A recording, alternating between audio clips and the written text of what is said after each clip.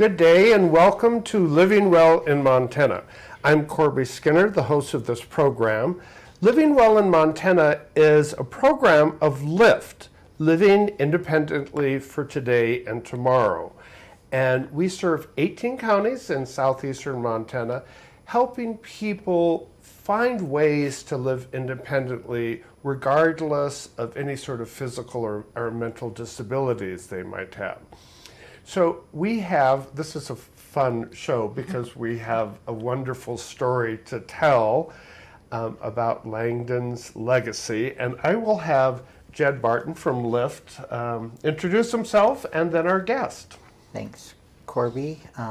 Again, as Corby said, my name is Jed Barton, and I am the Outreach and Government Affairs Coordinator at Living Independently for Today and Tomorrow.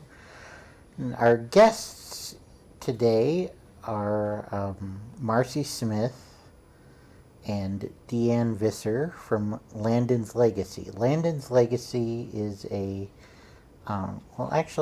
let's start with Marcy here. Could you tell us a little bit about not only Landon's legacy, but Landon and his story? Sure. Landon's legacy was started after Landon passed. I wanted to do something for the community and to keep Landon's legacy alive. And he was your son. And he is my son, yes. And so we started a nonprofit, and which I always say it's kind of strange because I think Landon has had a hand in this from the beginning, because when I was writing his obituary, I put in lieu of flowers, donations can be made to Landon's Legacy Foundation. And I stopped and I was like, I don't know what that is. All right, well, I'm going to go with it. And so that's how we started a foundation, and no idea what it was going to do, except I knew I wanted to help children in this community. As it went on for a little bit, about a year, I think, I was like, Landon, I was talking to him in my head, Landon, this isn't working. I need something more substantial, something that's really going to make an impact. And I'll never forget sitting in my car on 32nd and Central, and I looked over at Faith Evangelical Playground, and it was like Landon whispered to me, Mom, baseball. And I went, baseball, because he loved baseball. And so I started looking into it and searching around, and we found the Miracle League baseball field, and it kind of just evolved from there. And so we took off and started planning and contacting people in the city and working our way through a lot of no's and a few yeses until we got what we wanted, and now we have Landon's Miracle Field. So, Deanne, before we get to how you make this happen and the fundraising, Marcy, tell us something about Landon, because I have read the story, but I think our audience probably doesn't know his story. And so tell us a little bit about raising him and his life. Landon was our third child and our baby, and he was born with spina bifida. And he had a severe form of spina bifida, so it paralyzed him from mid-chest down. He had use of his arms and stuff. And from the day he was put in the NICU, he was a fighter. You know, they kept saying he might not survive past 24 hours, or he might not survive past 48 hours. And he kept surpassing all this. And he was supposed to stay in the NICU for like 6 weeks, and I think we got him out in 3 or 4 weeks. And he was just a constant fighter. Everything they said that would happen with him didn't happen. I always like to say he was so loved that he overcame a lot of the odds that were given to him. He had a personality that just lit up the room, and he was funny, he was sarcastic. He didn't let me get away with anything. I still put Landonisms on Facebook. When he would say something funny when he was with us, I would put it on Facebook, and now in your memories it comes up. And so I still get to post Landonisms, and you know, he was just fun. Like, he got away with things in school that any other kid wouldn't get away with because he could talk his way out of everything, and he never got in trouble. We had one day where we had the school call and say, we're missing Landon. And they called my husband, and he goes, "What do you mean you're missing Landon?" Where could he be? I dropped him off. He's in a wheelchair. What do you mean you lost him? And they're like, "Well, we'll keep looking." Well, that would be a really good idea. Okay. So we sat there and, what are we going to do? What are we going to do? And they had called my husband at work. And pretty soon he looks, and here comes Landon around the corner at his business. And he's like, "What are you doing here, and how did you get here?" Well, Landon got on his cell phone and called one of our employees and said, "I've had it with school today, come get me." So he just willed himself out and was sitting in the front waiting for our employee to come get him. And the teachers just were like, "That's Landon. He's okay." So he just was fun. He was a lot of fun. He was giving.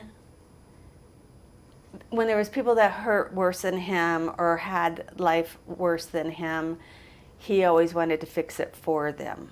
He wanted to take care of those people, which said a lot. One time his brother, who was a baseball player, he was older and had blown out his knee, not playing baseball, doing something else. And my older son, was very anxious about going into surgery. And he was sitting there. And Landon has had surgery after surgery when he was little. And Landon looked at his older brother and he said, "Brother, if I could go in and do the surgery for you, I would." And he was just loving and giving and always had a smile, and just even when he was on life support, he would give us that stuff. I think it's interesting, and Jed, maybe you could shed a little bit of light on this. The people that Lyft serves are a lot of people like Landon that are born with a handicap.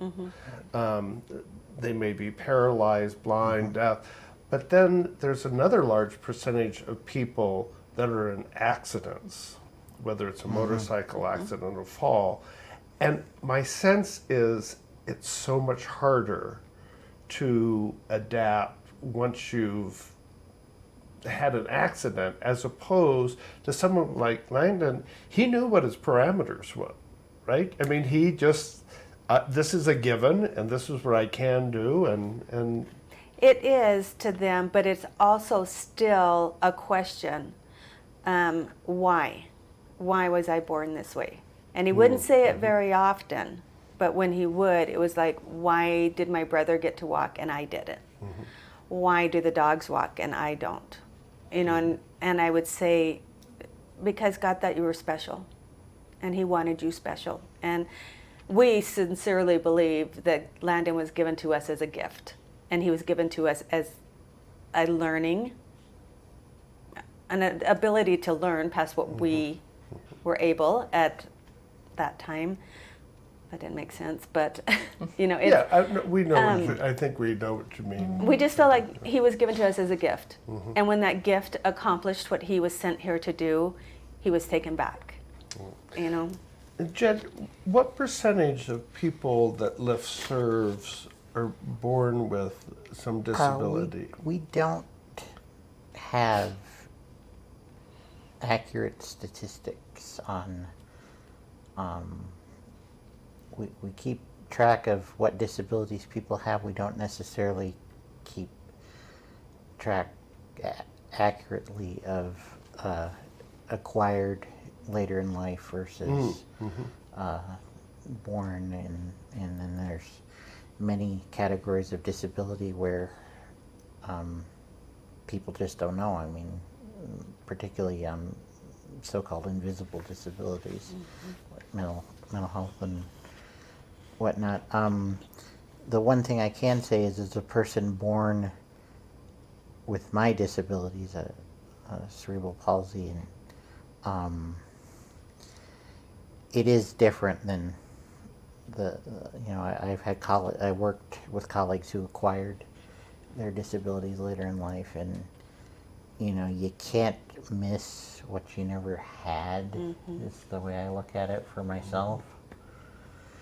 I'd like to transition, like Landon. I'm a big baseball fan, and I tried to play t-ball in Lebanon, New Hampshire, and the age of 6, and again with my cerebral palsy, I was the slowest kid on the team, and you know, it was a small enough town, nobody really made a big deal out of it, but you know, it became apparent that whatever advantages I had in terms of knowing about baseball from a small age were soon eclipsed by the athletic abilities of my teammates and opponents. And so to talk about, you know, I talk about what a Miracle League field is and how it integrates kids not only with mobility problems like maybe I have, but kids who use wheelchairs. I mean, that's I've done a little bit of research into Paralympic softball or baseball. Did a lot of research on these fields, and a lot of kids that have special needs have a latex allergy.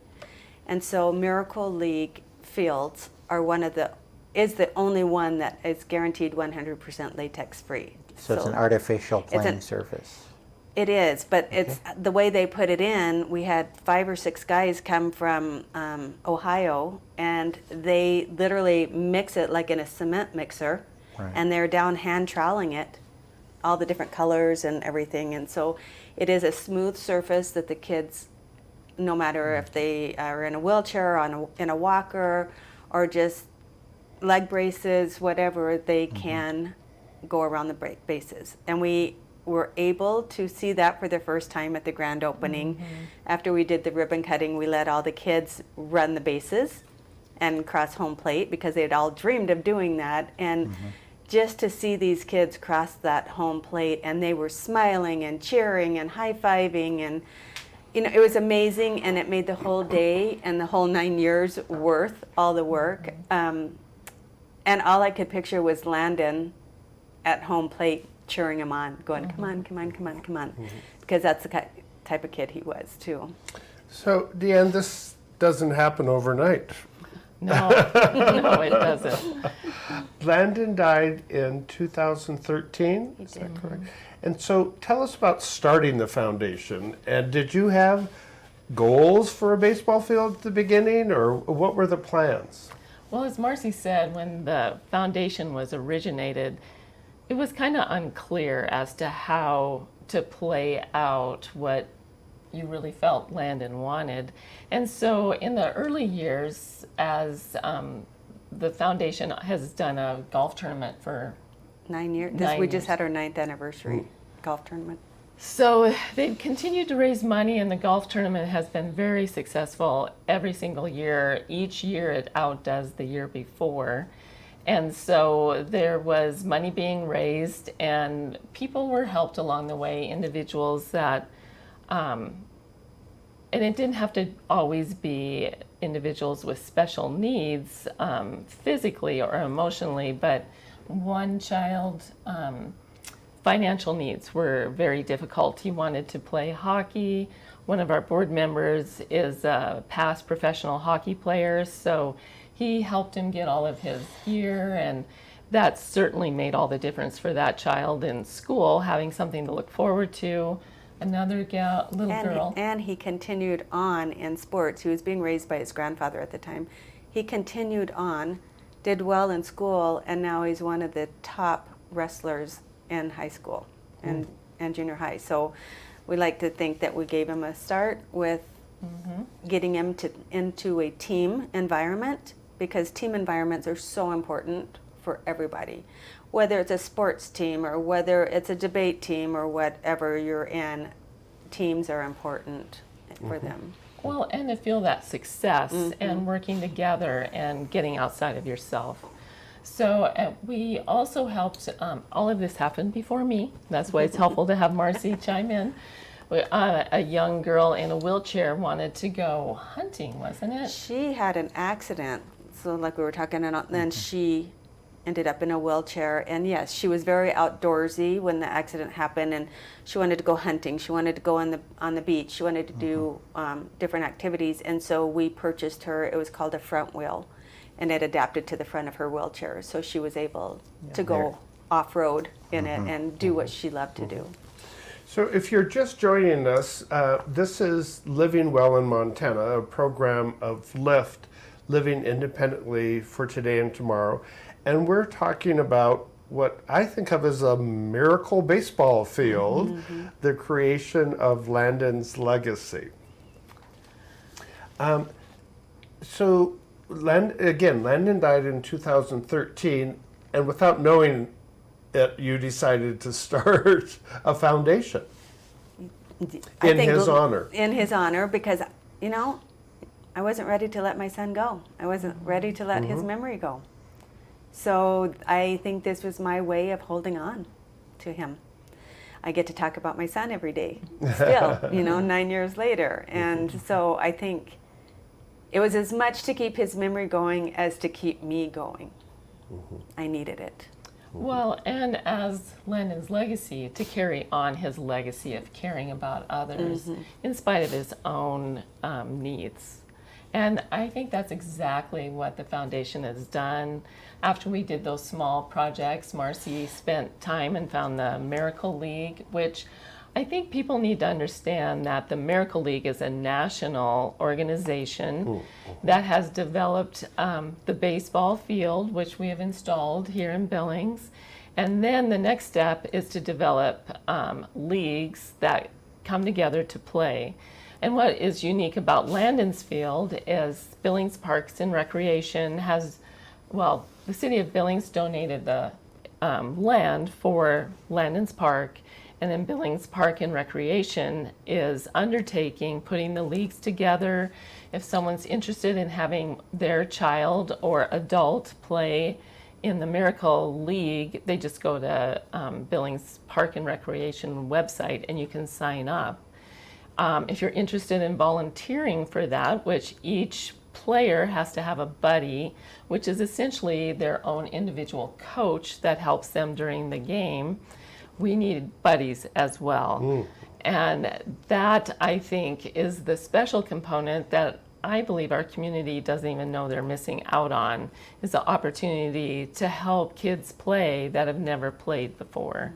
And we're wanting that buddy to be with that player all through the season. And I think the friendships that will come out of that will be a real change factor for our community.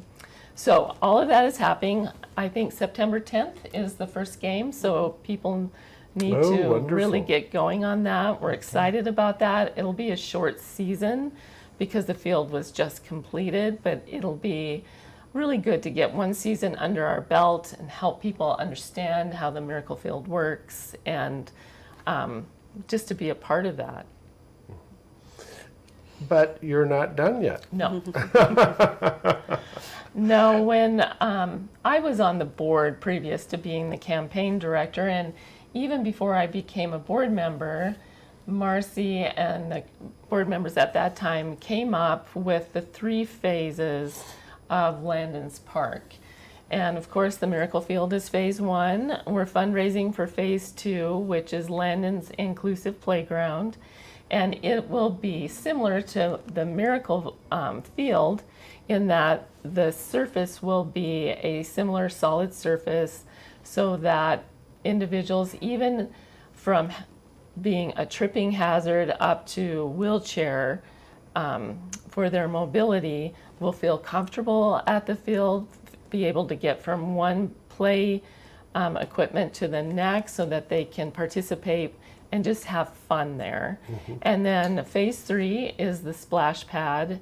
And Marcy talked about how Landon, being in a black wheelchair in the summertime, difficult to keep his body cool, as well as many factors play into that, prescriptions and different things affect people and cooling their body. So we want the park to be an all-day play experience, so they can play in the Miracle Field, and when they're not in their game, they can go to the playground. But when they become overheated, before they're overheated, we hope, they'll go to the splash pad and cool down. And so it's phase 1 of a fantastic park. Right. Marcy, tell me about, well, I read this, so I know a little bit about it, but when Landon was alive and he loved sports and baseball, and his frustration in terms of not being able, I think with the wheelchair, he wasn't able to play. Tell us a little bit about that. Gosh, yeah, it did upset him. He tried to play in the Challenger League here that they had set up here in Billings, but it was in the middle of a grass field. And at that point, he didn't have a power wheelchair. It was a hand-turned wheelchair, and he couldn't get around in the grass that was up to his knees and stuff, and so he got frustrated. But he would go watch his brother play, and you can just see him and every other kid that wanted to play sitting on the sidelines wishing they could be doing it. And so we didn't ever discourage him. So on Sundays we would go to Shields and buy baseball mitts, and someday he'd want a catcher's mitt, and other days he'd want another kind of mitt. And then we played so many games of catch in our living room. Just about every day we had to play catch, and he loved doing like the signals, like a catcher for the baseballs and stuff. And he just lived and breathed baseball, and his room was all done in Derek Jeter. But we know he loved Derek Jeter, and we know he loved the New York Yankees, and he had been granted a Make-A-Wish, and his wish was to go to the Yankees and see them play. And he ended up passing on the day that he was supposed to go to the Yankees game. Sorry. But we would take him to Seattle, and we would take him to Colorado. And so at that time, then he was a big fan of that team. So I think he was a bandwagoner, in my opinion. But he did love Ichiro from Seattle, and he was so excited when he found out Ichiro was transferred to the Yankees. And so He did play for the Yankees. and the day that he played the first game was the day that Landon was supposed to be there. So it was bittersweet, but he adored all sports. I mean, he watched football, he watched baseball, and WWE. He didn't want to leave the house when WWE was on, and so he loved sports. And I think our family loves sports, and so he just had a natural gravitation to it. You know, it's certainly about accessibility. I worked with the Alberta Bear Theatre when we're remodeling. We had an old building that didn't have an elevator. And we had limited space for wheelchairs. And it just makes you realize, just because you have a handicap doesn't make your wants and desires, you want to participate, you want to go places and see. And so really that is the whole point of ADA, which, Right. Jed, how many years? 32 since the passage of the ADA, and before that, the Individuals with Disabilities in Education Act, IDEA, that again, both of those laws are about, inclusive access, and again, that's the beauty of the project you have here, is that it's an all abilities project, and it's an all abilities playground, hopefully one day, so that kids with and without disabilities have a place where they can come together, And it's on a not more just equal for footing. kids either. Right. It's for senior citizens that want to stay active. It's for wounded warriors or any adult that has a limitation that wants to play with their children. Right. It benefits everyone. Dan, tell us where the park is located and sort of how to get there. I know that you just opened this just a couple weeks ago, so I think a lot of people haven't been there or haven't seen us. So tell us how to get there. And It's at 38th and Pauley, but it's just south of Arrowhead School. It's right on the walking path. It's really easy to get to, and there are other baseball fields. Pauley Vista, I believe, is what the other baseball Right, the fields are. Home of Boulder Arrowhead Little League. Yeah. And the parking lot, and we're working on getting more parking spaces. We were a little disappointed with how that turned out, but there are many handicap parking spaces right next to the field. So from the moment you pull into the parking lot, and if you're unloading a wheelchair, you can just push it smoothly right into the field. So we're obviously, with Marcy's experience, that is very much the first step of everything we plan, is how easy is this going to be to access if you're at whatever ability you are for getting around. And one of the things I was insistent on was, not everybody has the ability to use a restroom like everyone else. And so we would have to take Landon out of his chair, and if we were out in public, that might entail laying him on a bathroom floor. Well, that's not acceptable. It's bad for your self-esteem, it's dirty, whatever. So I insisted on putting in an adult-sized lift changing table. So 100 Strong donated $10,000 to put the lift in, so people won't have to lay on the floor. Their caregiver or themselves can take themselves in and lower the lift to their height, slide over onto it, and raise it back up. So that's, I think, the only one in Billings, as far as I know. I know it in a park, absolutely, but that was one thing I was insistent on.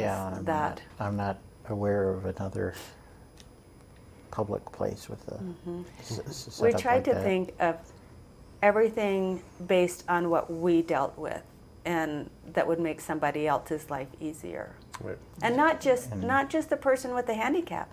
The people that are caregivers, they go through a lot, especially their bodies, transferring people and lifting people, and mentally, and we need to care about them too and make their lives easier also. So we've been talking about Landon's Legacy, which is a wonderful baseball park that's handicap accessible, and the plans for a park and eventually a splash park. So if people are interested, Deanne, this is your chance. Tell us how they can get involved. Well, it's as easy as going to landonslegacy.com, and you'll find out a lot of information, much of what you heard here today, pictures of Landon, his story, but how to be involved. And there's several ways to be involved. A donation of any size will impact the project for the better. We've been raising funds actively on a regular basis since 2019, October of 2019. So since that time, we have raised, I think right now we're at 1.5 million. The total project is a $3 million project, so we're halfway there. We hope to have the funding for the inclusive park raised by March, which we are close to halfway on that portion of it. So we want to build the park next spring to make it fun for everybody to be a part of Landon's Park in Billings. Well, congratulations. It's a wonderful story, and thank you for joining us on Living Well in Montana.